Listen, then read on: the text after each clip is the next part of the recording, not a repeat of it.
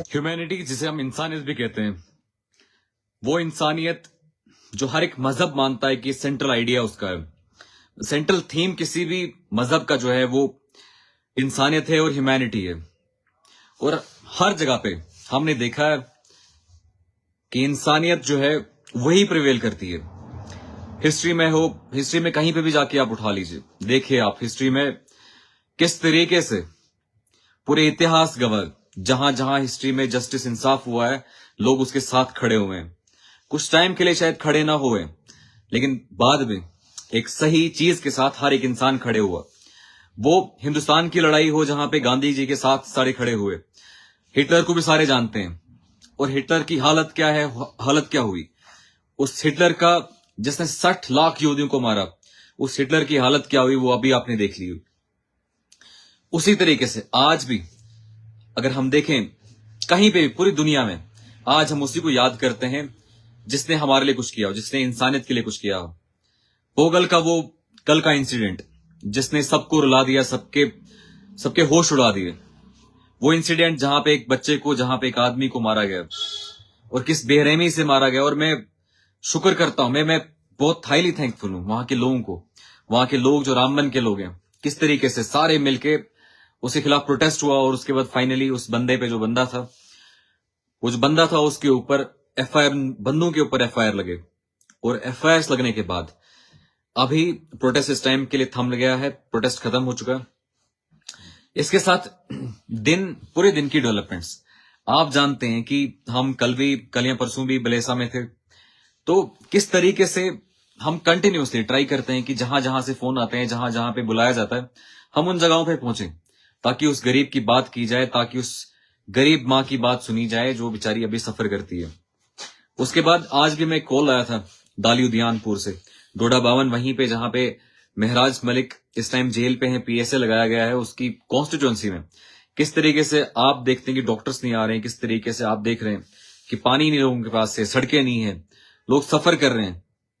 लेकिन महराज भाई इस बार वहां की डेवलपमेंट करते, लेकिन कितने ही लोग मुझे कॉल करते हैं उसी कॉन्स्टिट्यूएंसी से कि यहाँ पे जुल्म है, यहाँ पे ये प्रॉब्लम है, यहाँ वो प्रॉब्लम है। और बहुत सारी प्रॉब्लम्स हर जगह पूरे चिनाब वैली में, वो सिर्फ डोडा बावन की नहीं है, वो हर जगह की बात है कि पूरा चिनाब वैली में जो ही आप बटोत क्रॉस करते हैं आपको लगेगा कि यहाँ पे एक अलग लॉ है, अलग जुल्म अलग लेवल का है। वो यहाँ की सड़कें देखो, आपको पता चलेगा कि सड़कें यहाँ की और कश्मीर की और जम्मू की कितना डिफरेंस है, उधमपुर की सड़कों में कितना डिफरेंस है। हालांकि किश्तवाड़ इतना हब है इस चीज का कि बिजली यहाँ पे प्रोडक्शन होता है। 6000 मेगावाट का बिजली का प्रोडक्शन होने के बावजूद यहाँ पे अभी तक यहाँ के लोगों को बिजली नहीं मिलती है। यहाँ 6000 मेगावाट बिजली प्रोडक्शन के बावजूद, इतनी एम्प्लॉयमेंट के बावजूद, इतना एम्प्लॉयमेंट जनरेशन हो सकता था कि किश्तवाड़ में बहुत सारे लोग सेटल हो, लेकिन नहीं। चंद एमएलए के सिग्नेचर लगते हैं, चंद एमएलए के कागजात पे, वहां पे सिग्नेचर पे, वहां पे आपको मुलाजिम लगाया जाता है। लेकिन वो गरीब मां रो रही है जिसका बच्चा वहां मुलाजिम नहीं लगा, वो गरीब बाप रो रहा है जिसका बच्चा वहां मुलाजिम नहीं लग रहा। तो कहीं ना कहीं हमें ये चाहिए इस टाइम पे कि हम अपने अधिकारों के लिए खड़े हो जाएं, हम अपने अधिकारों के लिए स्टैंड हो जाएं और उस बात करें, अपने अधिकारों की बात करें। क्यों नहीं डॉक्टर आएगा अपने क्लिनिक पे, जो हॉस्पिटल है? क्यों आज भी एक जो गरीब बेचारा है वो सफर कर रहा है, वो गरीब बेचारा सफर कर रहा है, आज भी वहां पे डॉक्टर अस्पतालों में नहीं, आज भी वहां पे जेई को फोन करना हो बहुत मुश्किल होता है, उनको जेई को फोन करना बहुत मुश्किल होता है। आज के लोग को, गरीब आदमी को, वहां के जो भी डिपार्टमेंट के जेआरएस हो, वीएलडब्ल्यू हो, फोन नहीं उठाते हैं। वजह क्या है? आज मुझे लगता है, वालेकुम सलाम, जितने भी सलाम भेज रहे हैं सबको वालेकुम सलाम, आज भी उसी जुल्म का वही हद है, आज भी वही जुल्म है जो जुल्म 1947 से पहले था। आज भी वो जुल्म वहीं पे वो जुल्म है जो एक गरीब पे हो रहा था, जो ब्रिटिश सरकार जो गरीब पे करती थी, आज भी वही होता है। लेकिन आज तर्ज डिफरेंट है। आज कुछ हमारे सोसाइटी में कुछ दलाल इन लोगों से जुड़े होते हैं, इन लोगों से मिले होते हैं जो एडमिनिस्ट्रेशन में काम करते हैं। वही दलाल एक आम आदमी को दबाने की पूरी कोशिश करते हैं। आज भी एक गरीब के पास पानी क्यों नहीं है? आज भी अगर 78 साल या 80 साल के बाद वहां पे चाइना हमारे साथ में आजाद हुआ और हमारे बाद आजाद हुआ। अगर चाइना में इतनी डेवलपमेंट हो सकती है, चाइना में इतना काम हो सकता है, अगर चाइना में हर एक बंदा डेवलप्ड है, तो हमारे हिंदुस्तान में, हमारे भारत में क्यों नहीं है? उसका वजह ये है कि अगर 100 रुपया आता है, और बहुत सारे एमपीज ने बड़ी जगहों पर कहा, राजीव गांधी जब प्राइम मिनिस्टर थे भारत के, उनने भी कहा कि जो 99 रुपया आता है, जो 100 रुपया आता है, उसमें सिर्फ 99 रुपये ऊपर से खाया जाता है, सिर्फ 1 रुपये गरीब आदमी के पास पहुंचता है। आज भी हमारे किसान सुसाइड करते हैं, आज भी हमारे किसान अगर लोन पे नहीं करते हैं तो उनको सुसाइड करना पड़ता है। आज भी हमारे किसान, उनकी जो फसलें खराब होती हैं, उनको फिर उसके बाद वो सफर करना पड़ता है। ज्यादा प्रॉब्लम मड़वा में, बिल्कुल मड़वा, वड़वन, दक्षिण, कुछ ऐसे एरियाज हैं जहां पे सच में बहुत प्रॉब्लम है, बहुत बैकवर्ड एरिया है, जहां पे सच में आज भी स्कूल्स नहीं है, जहां पे आज भी डिस्पेंसरीज नहीं है, जहां पे आज भी एक गरीब को दबाया जाता है, जहां पे आज भी एक गरीब को सताया जाता है, जहां पे आज भी एक गरीब को देखा नहीं जाता है। लेकिन कोई लीडर ये नहीं बोलेगा, क्यों? क्योंकि दलाली करनी है, उन लीडरों को ब्लैकमेल करने हैं, उनको अफसरों को ब्लैकमेल करना है, उनको अपनी फंड्स के थ्रू लोगों को ब्लैकमेल करना है कि भाई इतना कमीशन मुझे देना, इतना कमीशन उसको देना। तो क्यों सोचेंगे मड़वा के बारे में, वो क्यों सोचेंगे वड़वन के बारे में, क्यों सोचेंगे वो ठकराई या केशवान के बारे में? इन लोगों ने आज के टाइम पे इतना धांधली मचा के रखा है, इतना ज्यादा करप्शन एनहांस किया है, इतना ज्यादा हो चुका है कि आप सोच भी नहीं सकते हैं। एक गरीब बेचारा सुबह ये सोचता है कि मैं नरेगा का आज मुझे 100 दिन का रोजगार मिलेगा, आज भी बेचारा उस रोजगार के बिना है। आज भी एक गरीब बेचारा, जो संविधान ने कुछ सुविधाएं रखी हैं, आज भी उस गरीब को नहीं मिलती हैं। आज भी एक गरीब बेचारा गरीब इन्हीं लोगों की वजह से। लेकिन मड़वा वड़वन, बिल्कुल मैं आज तक कभी मड़वा वड़वन नहीं गया हूं, लेकिन मैंने सुना है कि बहुत खस्ता हालत है। आज भी लोग कहते हैं कि रोड अभी बंद है, कुछ दिन के बाद 8-10 दिन के बाद रोड खुलेगा, 10-15 दिन के बाद खुलेगा। तो इंशाल्लाह मड़वा भी मैं जरूर आऊंगा, और मड़वा में भी वहां पे आके मैंने ऑलरेडी वहां के हालात देखे हैं, ऑलरेडी वहां की बहुत सारी वीडियोस देख रही हैं, ऑलरेडी वहां पे मेरे बहुत सारे दोस्त, एक बहन कुछ कमेंट कर रही हैं, वो पढ़ते हैं राबिया उमरी। मैं जब भी ठाठरी हॉस्पिटल जाती हूँ तो डॉक्टर नहीं होता है, जब भी पूछती हूँ तो तब बोलते हैं कि डॉक्टर वॉशरूम गया। बिल्कुल बहन, हर जगह का यही हालत है। आज एक भाई, उसने जुर्रत की, और मैं उस जुर्रत को सलाम करता हूं कि वो उस हॉस्पिटल के अंदर गया, और उस हॉस्पिटल के अंदर जाने के बाद उसने दिखाया कि यहाँ पे डॉक्टर नहीं है, और डॉक्टर किस तरीके से बेवकूफ बनाते हैं। लेकिन फाइनली हमें पता चला कि वो डॉक्टर जो थे वो किसी नशा मुक्त अभियान में किसी जगह गए थे, जब मैंने डीसी साहब के वहां पे ऑफिस में कॉल किया था। लेकिन आप देखिए कि किस तरीके से आज भी बहुत सारे हमारे पास कंप्लेंट्स आती हैं, बहुत सारी जगहों पे कंप्लेंट्स आती हैं कि आज भी बॉन्जवा के कुछ न्यू टाइप के पीएचसीज खुले, वहां पे भी कंटिन्यूसली कंप्लेंट आ रही है कि वहां पे डॉक्टर नहीं जा रहे हैं, वहां पे डॉक्टर नहीं होते हैं, बस एमटीएस या कोई एनएचएम का कोई भी बंदा, 1-2 बंदे होंगे तो वो होंगे। ब्लॉक बॉन्जवा में इतनी बुरी हालत, न्यू टाइप का पीएचसी के बनाने के बावजूद ये प्रॉब्लम है। और बहुत सारी जगहों पे मैंने देखा, पूरे चिनाब वैली में हर जगह यही प्रॉब्लम है, हर अस्पताल में ये प्रॉब्लम है। पिछले दिनों अल्ट्रासाउंड कराने के लिए बहुत सारे लोग खड़े थे अस्पताल के बाहर, लेकिन बेचारे अल्ट्रासाउंड करें कैसे? उन्होंने कहा कि मैडम कहीं बाहर गई हैं तो अल्ट्रासाउंड आज होगा नहीं। तो आप देखिए किस तरीके से बेचारा एक गरीब जो मड़वा से आया, वड़वन से आया, जो बेचारा भलेसा से आया, किश्तवाड़ के अस्पताल में आया, और उसने सोचा कि यहाँ पे मेरा इलाज होगा, यहाँ मैं अल्ट्रासाउंड कराऊंगा, अस्पताल में फ्री अल्ट्रासाउंड होगा। लेकिन कहा कोई फ्री अल्ट्रासाउंड तो बेचारे कराएं, लेकिन वहां पे अल्ट्रासाउंड ही अवेलेबल नहीं था। फिर लोगों को मजबूरन जाना पड़ता है बाहर, और 1500 रुपए खर्चाने पड़ते हैं, और 1500 खर्चाने के बाद वो बेचारे उसके बाद अल्ट्रासाउंड करते हैं। आप मुझे बताओ, इसी तरीके से अगर सब चला तो किस तरीके से हमारा फ्यूचर जनरेशन, जो आने वाला जनरेशन है, वो बेचारा कैसे जिएगा, वो बेचारा कैसे सरवाइव कर पाएगा इस सब चीजों में, अगर आज हम उस कौम के साथ खेल रहे हैं। आज भी हम देखते हैं हमारी सड़कों पे जब सीमेंट डलता है तो सीमेंट का रेशो क्या होता है, उस सीमेंट की जगह मिट्टी होती है और कुछ भी नहीं होता है। लेकिन आज भी अगर हमारी सिविल सोसाइटी, आज भी हमारे लोग अगर ये सवाल नहीं उनको पूछे, अगर आज भी ठेकेदार से सवाल नहीं पूछा गया कि भाई तो सड़क जो बना रहा है वो सड़क अच्छी होनी चाहिए, अगर ये सवाल आज भी नहीं हम करेंगे तो हम कभी नहीं कर पाएंगे। आज अगर ये सवालात नहीं पूछे गए तो कल हमारे बच्चे सफर करेंगे और हम पे कोसेंगे कि तुम लोग क्या कर रहे थे, तुम हमारे पिछली जनरेशन ने क्या किया। जैसे हमारी पिछली जनरेशन डरती रही, इन एमएलए को डरती रही, इन लीडरों को डरती रही, इन बड़े बड़े लोगों को डरती रही, जिसके पास पैसा था उसको डरते थे। हमारे जितनी भी जनरेशन थी, जितने भी हमारे बुजुर्ग लोग थे, वो डरे हुए हैं, उनको हमेशा डराया गया, पैसे के दम पे, पावर के दम पे, किसी और चीज के दम पे आज तक हमेशा डराया गया। लेकिन मैं आपको कहता हूं, नौजवानों खड़े हो जाओ, आप खड़े हो जाओ, अपने अधिकारों के लिए खड़े हो जाओ और बताओ कि जो जुल्म किया गया है वो जुल्म आज के बाद किसी के साथ ना हो। हक की लड़ाई करें, हक के साथ खड़े रहें। जितने भी नौजवान हैं अगर वो एक जगह खड़े हो जाएं, हक के साथ खड़े हो जाएं, ये नहीं कि पार्टी का नाम देके, ये कि नहीं किसी का नाम देके, बस हक की लड़ाई, अगर कहीं पे हक है उसकी उस रस्सी को हम मजबूती से उसको पकड़ें और वहां पे हम खड़े रहें और बात करें इंसाफ की और हक की, उस गरीब आदमी की बात करें, जिस गरीब आदमी पर जुल्म होता है, उस गरीब माँ की बात करें जिस गरीब माँ पे जुल्म होता है, तो जब तक ना हम खड़े हो जाएंगे, बात करेंगे इस चीज पे कि भाई जुल्म नहीं होना चाहिए, जब तक ना हम सारे लोग खड़े हो जाएंगे, तब तक कि ऐसे ही जुल्म चलता जाएगा। आज आकिब शाह आपके सामने बोलता है, कल आकिब शाह आपके सामने नहीं होगा, कल कोई अच्छा बंदा आपके सामने आएगा, आप फिर उस टाइम पे फिर आप उसका साथ नहीं देंगे, तो फिर सोसाइटी ऐसी रहेगी। और अगली आने वाली जनरेशन बेचारी तबाह होने वाली है, बर्बाद होने वाली है। आज हमारे स्कूलों में देखो क्या टीचरों की हालत क्या है, लेकिन आज से पहले बोला नहीं गया। अगर आज बोलते हैं तो सबको बोलना पड़ेगा, सबको खड़े होना पड़ेगा, बोलना पड़ेगा।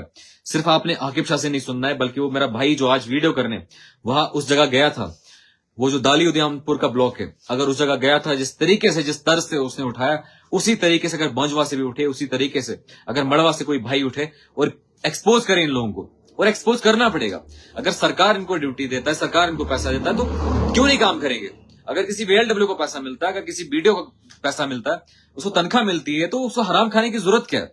उसको किसी गरीब का पैसा खाने की जरूरत क्या है? अगर प्रधानमंत्री आवास योजना, अगर उसको ऑलरेडी तनख्वाह है VLW को, तो एक VLW उसको 20,000 30,000 रुपए क्यों खाएगा? वो तो उस गरीब का हक है ना, उस गरीब को दो ना। आप उस गरीब से क्यों छीन रहे हैं? आप गरीब से पहला पैसा लेते हैं, और बहुत सारा पैसा आपने दबाया, बहुत सारा पैसा खाया आपने, और ये सारी चीजें मुझे पता है। लेकिन मैं नहीं चाहता हूं कि मैं एक ब्लैकमेलर बनूं, मैं नहीं चाहता हूं कि मैं आपको कुछ आप पे जुल्म करूं, आपकी नौकरी चली जाए और आप फिर हमेशा रोएं। आपके भी बच्चे हैं, मैं सोचता हूं कि नहीं, बहुत सारे पटवारी हैं, सामने सामने पता चलता है कितना पैसा खाते हैं, कितना किस चीज के लिए कितना उन्होंने रेट लगा के रखे हैं, रेट लिस्ट लगा के रखी है। फर्द काटना है तो लाख रुपए, आपको इनकम लेना है तो आपको 1,000 रुपए देना है, आपको RBI लेना है तो 500 रुपए देना है। आप मुझे बताओ कि हर चीज में ये सब आप कर रहे हो, ये सारी चीजें आप कर रहे हो यहां पे, लेकिन आकिब शाह फिर भी आपके खिलाफ नहीं बोल रहा है। आकिब शाह फिर भी नहीं चाहता है कि आपकी नौकरी चली जाए। आकिब शाह नहीं चाहता है कि तुम गलत काम करो, लेकिन सुधर जाओ। मुझे लगता है आपको सुधरना चाहिए। अगर मैं यहीं खड़ा हुआ, मैं अगर यहीं खड़ा रहा, आपका आने वाला दौर बहुत मुश्किल से कटेगा। फिर मैं कहता हूं, हराम क्यों खाना है? अगर आपको सरकार तनख्वाह देती है, आप उसी में एडजस्ट कीजिए ना। आपने क्यों पैसा खाना है? गरीब का पैसा क्यों खाना है? एक गरीब बेचारा अस्पताल में टेस्ट करने आता है। मुझे देखो माफिया किस तरीके से, नेक्सस माफिया का कितना खतरनाक है कि अस्पताल में आते हैं, अस्पताल में टेस्ट का रेस है इनकम। टेस्ट में जो 10 रुपए का सरकारी रेट है, वो वहां का सुप्रीडेंट, यहां का किश्तवाड़ का सुप्रीडेंट खुद उस रेट को 100 रुपए वो चढ़ा रहा है। मैंने अभी तक ये चीज 100 बार बोली, मीडिया में बोली, हर जगह बोली। रिस्पॉन्ड क्यों नहीं मिल रहा है हमें? पब्लिक को रिस्पॉन्ड मिल क्यों नहीं रहा है? अगर मैंने सरकार को मैडम सकीना मैडम इत्तू को हेल्थ मिनिस्ट्री में है, मैंने उनको कंप्लेंट किया। अगर उसके बाद मैंने बाकी लोग कमिश्नर को कंप्लेंट किया, यहाँ पे कॉपी टू DC किया, तो अभी तक इसका इंक्वायरी हो क्यों नहीं रहा है? इंक्वायरी रिपोर्ट हमारे पास आ क्यों नहीं रही कि इंक्वायरी की गई और रिकवरी की गई उस गरीब बेचारे का, जिसका 250 रुपए का तुमने टेस्ट लिया, जो 100 रुपए का रेट था। आपने क्या उस गरीब को पैसा वापस दिया? क्या उस गरीब को पैसा वापस दिया गया जिस गरीब से वो पैसा 1,000 रुपए या 100 रुपए या 1 रुपए भी लिया गया? ये माफिया है। 1 रुपया खाने वाला भी माफिया है। गरीब का पैसा 1 रुपए भी हो, अगर ये खाते तो ये माफिया है। आपको इस माफिया को जानना चाहिए, देखना चाहिए, आपको डरना नहीं चाहिए। बहुत सारे मुलाजिम है वहां पे, वो बहुत डर जाते हैं कि नहीं आकिब भाई आप ये बात करें, आपके साथ बात करें तो सुप्रीडेंट बोलेगा कि नहीं आपने इस बात क्यों की, आप इसको मटेरियल देते हो, आप इसको इंटरनल इन्फॉर्मेशन देते हो। ये रेट लिस्ट कौन सा इंटरनल इन्फॉर्मेशन है आपका? अगर रेट लिस्ट पे मैं सवाल पूछता हूं, मैंने एंटी करप्शन ब्यूरो में डाला, एक ही कंप्लेंट अभी तक एंटी करप्शन ब्यूरो में डाली है, वो यही है। और अगर मैं एंटी करप्शन ब्यूरो में डाल के भी आपको बता रहा हूं कि आपने ज्यादा पैसा एक गरीब से लिया है, तो अभी तक उसका रिस्पॉन्ड नहीं मिल रहा है। तो इसी तरीके से चलेगा, इसी तरीके से चलेगा जब तक हम खड़े हो जाएंगे, अपने अधिकारों के लिए खड़े हो जाएंगे, जब तक हम बोलेंगे कि हम पे जुल्म हो रहा है, जब तक हम ये बोलेंगे कि हमारे ऊपर जुल्म हो रहा है, जब तक ना बोलेंगे कि जो सच में जो संविधान हमें अधिकार देता है, अगर वो अधिकार हमारे पास अभी भी नहीं है, तो फिर किस तरीके से एक आम आदमी बेचारा जिएगा? आम आदमी बेचारा को करेगा। आज मैं गांव में गया, और मैं कितने गांव में जाता हूं आप भी जानते हैं। हर गांव में जहां मैं जाता हूं, कहीं पे 5G नहीं है, लेकिन लोगों से पूरा रिचार्ज लेना है, पूरा 350 का 349 का रिचार्ज लेना है, और 28 दिन के लिए रिचार्ज। अब तो राघव चड्ढा ने चलो 30 डेज करवा दिया, उसको भी पार्टी से बेचारे को निकलवा दिया, उसको भी बेचारे को वहां से बोलने को दबाया गया। अच्छा हाँ मटेरियल मुझे सुबह फोन करना यार जाकिर, मैं भूल गया, बहुत ओवरलोडेड था आज भी। कल फोन करना, कई जगहों से फोन भी आ रहे थे, लेकिन कल बेसिकली छुट्टी है। आप वैसे फिर भी कॉल कर लेना, मैं बात कर लूंगा वहां के वीडियो को, या जो भी वहां पे होगा, रेस्पेक्टिव जो भी वहां पे होगा। तो आप देखिए किस तरीके से एक आम आदमी बेचारा, एक आम आदमी एक ये सोचता है कि मैं सरकार को टैक्स दे रहा हूं, सरकार को टैक्स पे करने के बाद मेरे पास अच्छे चीजें आ जाएंगी, मेरे पास अच्छा अस्पताल होगा, मेरे पास अच्छा स्कूल होगा, मेरे पास अच्छा सड़क होगा, मेरे पास अच्छा पानी आ जाएगा, बिजली आ जाएगी। लेकिन आज भी बेचारा जो वो पैसा खर्च भी रहा है, उसके साथ जुल्म किया जा रहा है, उसको दबाया जा रहा है, उसको बेचारे की बात नहीं सुनी जाती है। आज भी एक गरीब बेचारा जुल्म का शिकार है, लेकिन आज गरीब बोलेगा उसको अंदर कर देंगे, गरीब बोलेगा उसको पकड़ा जाएगा, और गरीब बोलेगा उसको दबाया जाएगा। और किसी भी तरीके से कोई भी टॉम डिक हैरी आके बोलेगा नहीं भाई ये क्या हो रहा है। तो ऐसा होता है, हर एक पॉलिटिकल लीडर के साथ होता होगा, जिसके अंदर लेकिन दर्द होगा वो आगे पहुंचेगा, उस गरीब की बात करेगा, फिर वो मीडिया में, सोशल मीडिया में हो या सोशल मीडिया में नहीं हो। लेकिन एक गरीब जब गरीब की बात करता है, गरीब का जब दर्द होता है उसमें, तो वो अपना फोन नंबर सेंड करना, बिल्कुल अमजद यहां पे होगा, वो आपको फोन नंबर सेंड करेगा। तो आप देखिए कि एक गरीब